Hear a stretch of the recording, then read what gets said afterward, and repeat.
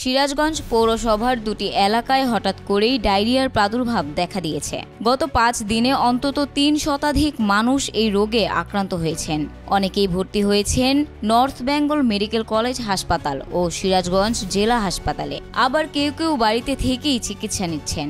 এ অবস্থায় শনিবার সকালে বিএনপির ভারপ্রাপ্ত চেয়ারম্যান তারেক রহমানের নির্দেশে এবং স্থায়ী কমিটির সদস্য ইকবাল হাসান মাহমুদ টুকুর সার্বিক সহযোগিতায় জেলা বিএনপি ও সহযোগী সংগঠনের নেতাকর্মীরা আক্রান্ত এলাকাগুলোতে খাবার, স্যালাইন ও বিশুদ্ধ পানি বিতরণ করেন। পাশাপাশি তারা হাসপাতালে গিয়ে রোগীদের খোঁজখবরও নেন। জেলা যুবদলের সাধারণ সম্পাদক মুরাদুজ্জামান মুরাদ বলেন, মানুষের দুঃসময়ে পাশে দাঁড়ানো তাদের রাজনৈতিক ও সামাজিক দায়িত্ব। জেলা ছাত্রদলের সাধারণ সম্পাদক সেরাজুল ইসলাম জানান, রোগ নিয়ন্ত্রণে দ্রুত ব্যবস্থা নিতে পৌর কর্তৃপক্ষ ও সিভিল সার্জনের প্রতি আহ্বান জানিয়েছেন তারা। আর পৌর স্বেচ্ছাসেবক দলের আহ্বায়ক সানোয়ার হোসেন শানু বলেন, শুধু সাহায্য নয়, জনসচেতনতা বাড়াতেও কাজ করছে বিএনপির নেতাকর্মীরা।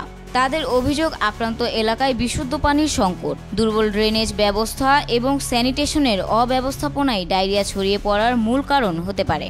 এ বিষয়ে দ্রুত কার্যকর উদ্যোগ নেওয়ার আহ্বান জানান তারা।